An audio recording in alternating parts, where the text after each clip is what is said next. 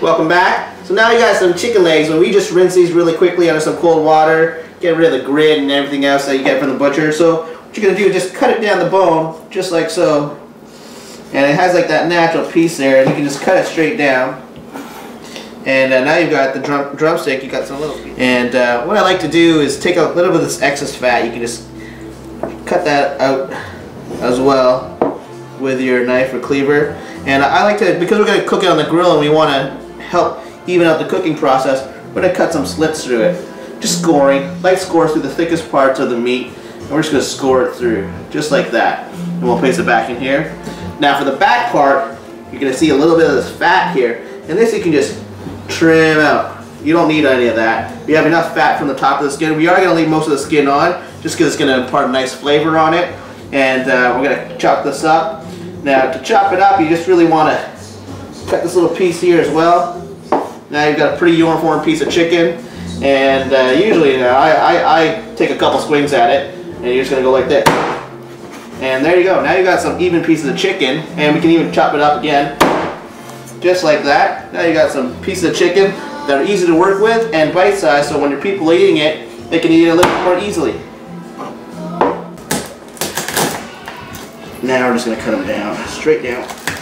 And you're doing that to get access to the meat. Yeah, and we're actually going to leave the pieces on because the pieces there is going to give it some flavor.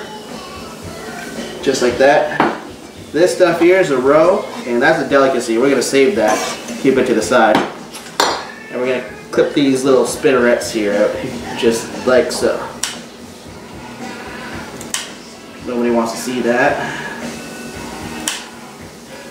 Now you could, alternatively, instead of using the cleaver, you could also take the scissors and just cut straight down, just like that, halfway down, and you're all good to go. But if you have a cleaver, just as easy.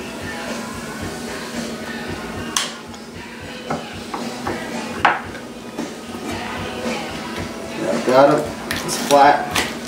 Now, so you're going to prepare the meat inside the shell. Yeah, we're going to marinate everything all together.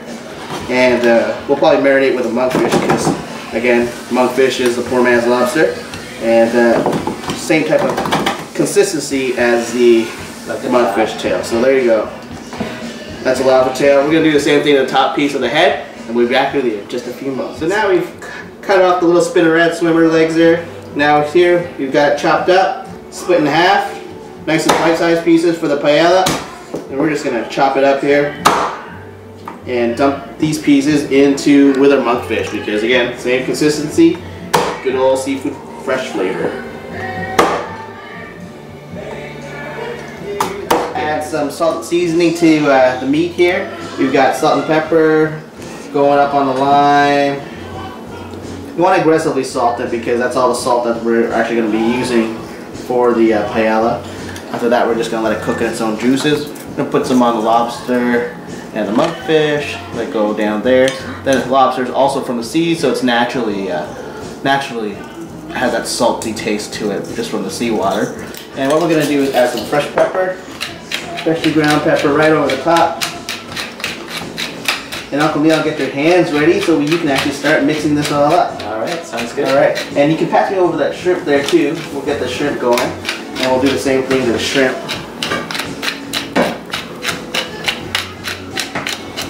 Nothing like some nice and fresh ground black pepper and some sea salt. Simple ingredients. We're getting a lot of flavor from the tomatoes and the garlic and the onions. And we're actually going to add a few nice fresh thyme sprigs here that we got growing from the garden. And we're going to wash these, give them a nice quick rinse. You want to give that a quick rinse there.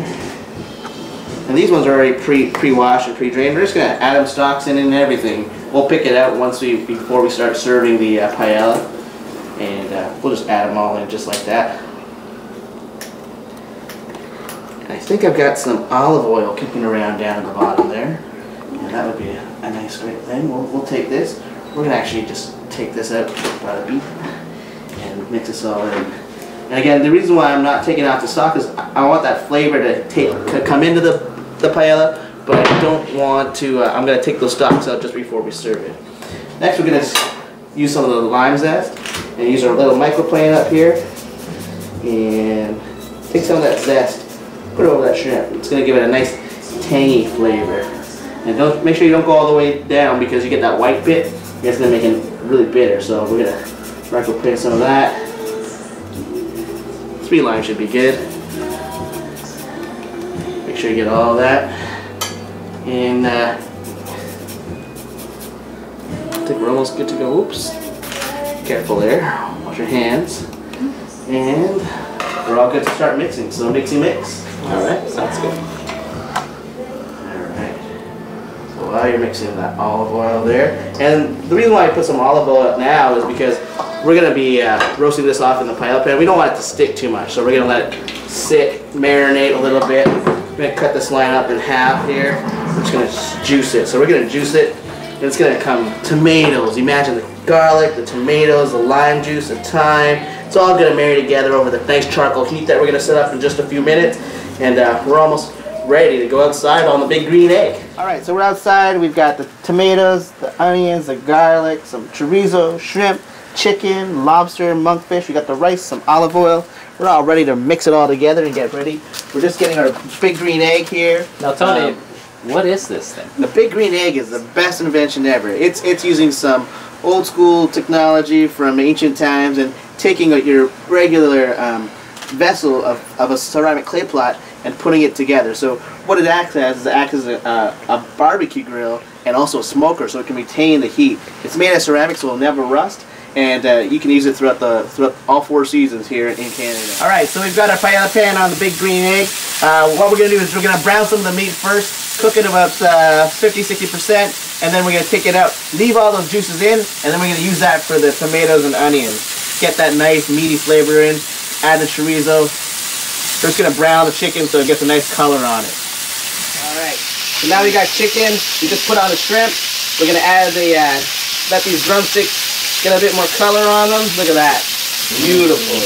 Juicy. So you're going to take that, let it get more color. And these drumsticks are going to be so nice and juicy. Move these around, these shrimps around. We're going to take them back, but we're not going to cook it all the way. Not going to cook it all the way. Not just yet. Give me my trusty old spoon, and I'm just going to get that old container. Yeah, some of that mushroom in it there. I'm going to move out these shrimps. Look at that color. Nice and orange.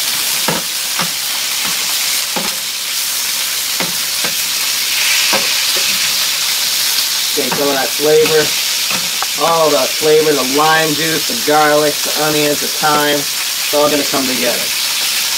Alright, lobster time, right in. Look at that steam. Look at that, fresh lobster. It's going to be so delicious.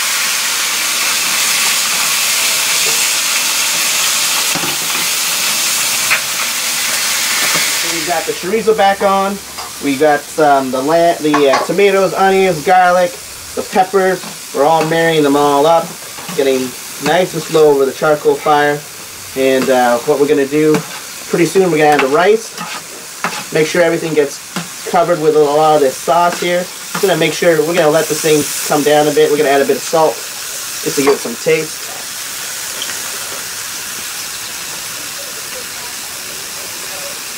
Alright.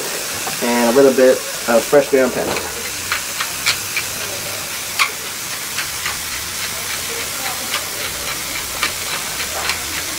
Alright, so we're all good to go. We'll stir it up a bit. Let all those juices marry together. Now the juices from the chorizo is going to keep it nice and moist. It's going to give it that nice spicy little kick to it. And keep moving things around so nothing burns. And we're almost ready to add our rice now. Then let it get a little bit more crispy. Let those pepper juices come down. Get out of that little red pepper and orange pepper and get all those flavors married together. It'll be wonderful.